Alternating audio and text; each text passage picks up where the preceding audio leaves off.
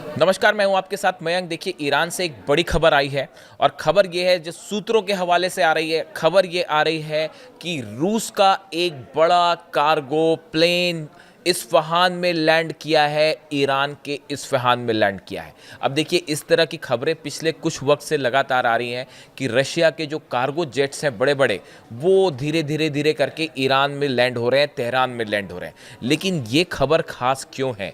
ये खबर खास इसलिए है कि सूत्रों के मुताबिक जो खबर है कि इस बार एक बड़ा रूस का कार्गो जेट इस्फहान में लैंड हुआ है, तेहरान में नहीं। समझने की कोशिश करिए, इस्फहान वो जगह है जहां पर ईरान का सबसे बड़ा न्यूक्लियर साइट है। इस्फहान, फोर्दो और नतांज, ये तीन जगह ऐसी थी जहां पे अमेरिका ने B-2 बॉम्बर्स से हमले किए थे ईरान की न्यूक्लियर साइट्स पर।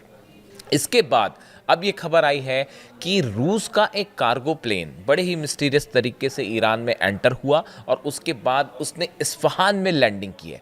अब ये बड़े सोचने की बात है, इस खबर ने, ये सोशल मीडिया में कई साइट्स पे इस तरह की खबरें हैं।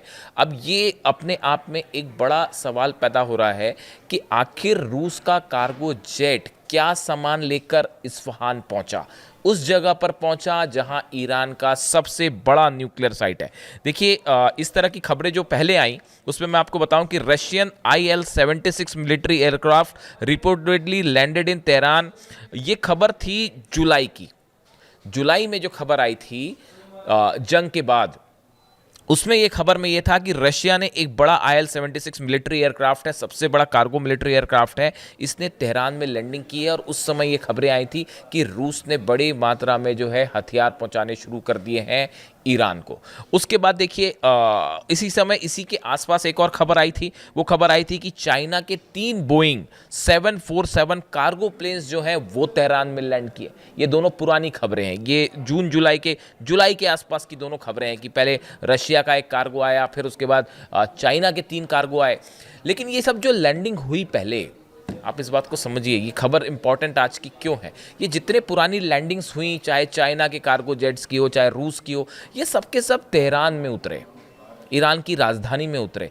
इस्फहान में कोई भी जेट, कभी कार्गो जेट किसी देश का नहीं उतरा। लेकिन ये पहला मौका है जब ये खबरें हैं कि रूस ने अपने सबसे बड़े कार्गो प्लेन को जो है वो इस्फहान पहुंचा, वो इस्फहान में लैंड करता है और उसके बाद वहाँ से टेक ऑफ कर गया। अब सवाल ये है कि इस्फहान में रूस ने क्या चीज़ सप्लाई करी ईरान को। देखिए, ये खबर इसलिए भी अहम है, मैंने कुछ समय पहले ये एक वीडियो बनाया था जिसमें मैंने ये बताया था कि एक मिसाइल टेस्ट होती है इस्फहान से। इस्फहान में कुछ समय पहले की, करीब 2 महीने पहले की बात है, ईरान ने एक मिसाइल टेस्ट किया इस्फहान में। जैसे ही ये मिसाइल टेस्ट हुआ, उसके बाद जितने डिफेंस लाइन हैं, डिफेंस एक्सपर्ट्स हैं, डिफेंस एजेंसीज जो ट्रैक करती हैं, उनके सबके कान खड़े हो गए। क्योंकि ये जो मिसाइल ईरान ने टेस्ट की थी, ये वो मिसाइल थी जो रूस के S-400 डिफेंस सिस्टम में यूज़ होती है।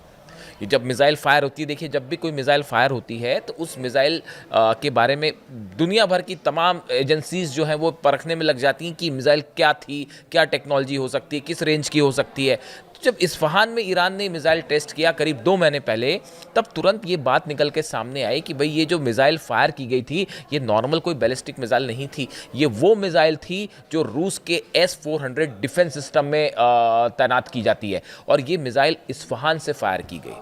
इसका मतलब ये निकाला गया कि क्या इस्फहान के आसपास रूस ने का दिया हुआ S-400 सिस्टम, देखिए इसमें कई दावे इस तरह के हो रहे हैं कि रूस ने जो है S-400 सिस्टम दे दिया है, और ये उसका पहला सबूत था जो ईरान ने टेस्ट फायर करा मिसाइल, और वो ये बताया गया कि वो S-400 की मिसाइल है। इस बात का सबूत था कि रूस ने जो है वो S-400 दे दिया है ईरान को। बात नंबर 1। और बात नंबर 2, ये भी बात सामने आई कि ईरान ने अपना मिसाइल डिफेंस सिस्टम जो है इस्फहान के आसपास तैनात भी कर दिया है, और इसीलिए उसको टेस्ट भी किया गया।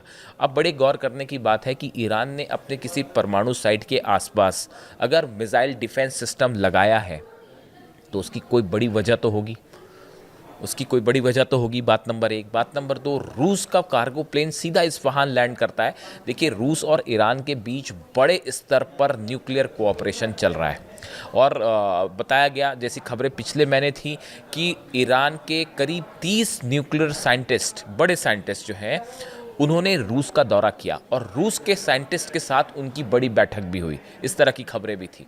और न्यूक्लियर प्रोग्राम को लेकर लगातार जो प्रेशर है ईरान का, उसी बीच में बड़ा ऐलान करते हुए पुतिन ने 2-3 बातें कही थी हाल ही में। एक तो 8 नए न्यूक्लियर रिएक्टर्स बनाने का ऐलान कर दिया रूस ने कि ईरान में हम 8 न्यूक्लियर रिएक्टर लगाएंगे। अमेरिका, इजराइल और यूरोप कह रहा है कि इनकी परमाणु एक्टिविटी पर बैन करिए ईरान की, और पुतिन ने वहाँ से कह दिया हम 8 न्यूक्लियर रिएक्टर्स अब और लगाने जा रहे हैं। बात नंबर 1, रूस खड़े हो गए ईरान के साथ मजबूती से न्यूक्लियर प्रोग्राम पे। मिलिट्रीली तो आप खड़े ही हैं साथ में। दूसरा जो बुशर प्लांट है, वो बुशर प्लांट जो है रूस की मदद से चलता है ईरान में, जो कि न्यूक्लियर प्लांट है, और वहाँ पे बड़ी संख्या में रशियन साइंटिस्ट भी मौजूद हैं। इसीलिए बुशर पर अमेरिका ने हमला करने की हिम्मत नहीं की। हमले कहाँ हुए? नातांज में हुए, फोर्दो में हुए, इस्फहान में हुए, लेकिन बुशर में हमले नहीं हुए, क्योंकि वहाँ पे रूस के साइंटिस्ट भी मौजूद हैं, और वहाँ हमला होता तो रूस वर्सेस अमेरिका सीधा जंग हो सकती थी, इसलिए वहाँ हमले नहीं हुए। अब देखिए, ये जो कार्गो जेट पहुंचा है, इसके बारे में 2-3 कयास लगाए जा रहे हैं। पहला कयास तो ये लगाया जा रहा है कि जो ईरान और बड़ा समझौता ईरान और रूस के बीच न्यूक्लियर प्रोग्राम रिएक्टर्स को लेकर हुआ है, क्या रूस ने कुछ ऐसा सामान पहुंचाया है ईरान जो कि इस न्यूक्लियर प्रोजेक्ट से रिलेटेड है? कई बार ये कहा जाता है सेंट्रीफ्यूजेस एक मशीन होती है जो कि न्यूक्लियर एनरिचमेंट के लिए बड़ी ज़रूरी होती है, और एटम बम बनाने में भी सबसे इम्पॉर्टेंट पार्ट होता है। अगर मैं सरल शब्दों में कहूँ, हम टेक्निकलिटी में नहीं जा रहे, तो वो सेंट्रीफ्यूजेस प्रोवाइड करने में ईरान को क्या कोई मदद मिल रही है रूस की तरफ से? ये एक बड़ा सवाल है। इसके अलावा देखिए, बड़े सारे कंपोनेंट ऐसे हैं इस वाहन में जो कि हमले में तबाह हुए, डिस्ट्रॉय हुए। जब हमले हुए B-2 बॉम्बर से, तो उस परमाणु साइट को नुकसान पहुंचा, कई सारी चीज़ें वहाँ पे जो है क्षतिग्रस्त हुई। हालांकि ये बताया जाता है कि ईरान का जो एनरिच यूरेनियम है वो कहाँ है, वो कोई नहीं जानता। वो बड़ी साधारण सी बात है कि वो सेफ़ है, सुरक्षित है। इसीलिए बार बार वेस्ट को चिंता हो रही है, अमेरिका को चिंता हो रही है, इजराइल को चिंता हो रही है। तो वो न्यूक्लियर एनरिच्ड यूरेनियम है, वो तो सुरक्षित है, लेकिन जो पार्ट्स तबाह हुए इस हमले में, क्या उसकी रीबिल्डिंग के लिए जो सामान आना चाहिए वो रूस प्रोवाइड कर रहा है? या इन साइट्स की सुरक्षा के लिए जो डिफेंस S-400 डिफेंस से जुड़ी जो मिसाइल्स हैं, जो बैटरीज होती हैं, क्या उसको प्रोवाइड किया जा रहा है? ऐसे तमाम आकलन है। और देखिए, ये जो गतिविधियां हैं पिछले कुछ समय में, आप देखें ईरान, इस तरह की बार बार खबरें आ रही हैं कि ईरान के जो न्यूक्लियर साइट्स हैं उस पर जो है तेज़ी से एक्टिविटी बढ़ी है। इसको लेकर अब एक नया फ्रंट खुलता दिख रहा है। ईरान, रूस, चाइना एक तरफ है ईरान के खास तौर पर न्यूक्लियर प्रोग्राम को लेकर, और पुतिन के इस ऐलान को लेकर कि जो पीसफुल प्रोग्राम ईरान चला रहा है अपनी इलेक्ट्रिसिटी की ज़रूरतें पूरी करने के लिए, हम उसके साथ खड़े हैं। ये मैसेज साफ पुतिन ने दे दिया है। देखिए, सिर्फ लड़ाई ईरान और अमेरिका या ईरान और इजराइल के बीच में नहीं है, एक बड़े जंग के हालात बने हुए हैं रूस और अमेरिका के बीच, जो यूक्रेन से सॉल्व नहीं हो पा रहे। और मिडिल ईस्ट जो है वो एक बैटल ग्राउंड बना हुआ है। असल में मिडिल ईस्ट में जो पूरा मामला चल रहा है वो मिडिल ईस्ट में प्रभाव कायम करने का है, जो कि कोशिश हो रही है अमेरिका की तरफ से इजराइल के जरिए। इस सूरत हाल में 2 दिन बाद नेतन्याहू जा रहे हैं ट्रंप से मिलने। मैं अपनी हर वीडियो में इसका जिक्र कर रहा हूं, इस मुलाकात का। ये बहुत अहम मुलाकात होगी और इसमें कई सारे मुद्दों पर जो है क्लैरिटी मिलेगी कि 2026 में क्या ईरान और इजराइल के बीच वॉर वाले हालात होते हैं, क्या इजराइल फिर से हमला करेगा ईरान पे, और अगर हमला करेगा तो फिर पलटवार जब ईरान करेगा तो क्या होगा, और कौन कौन साथ खड़ा होगा इस बार ईरान के। ये बड़े सारे सवाल हैं जिनके जवाब शायद अगली मुलाकात से 2 दिन बाद, 48 घंटे बाद जो मुलाकात होनी है, इसमें कुछ ना कुछ निकल के सामने आ जाएगा। इस बीच रूस के कार्गो जेट का इस्फहान पहुंचना एक बड़ा साफ संदेश है फिर से पुतिन की तरफ से, रूस की तरफ से, कि रूस जो है ईरान के न्यूक्लियर प्रोग्राम के साथ खड़ा है।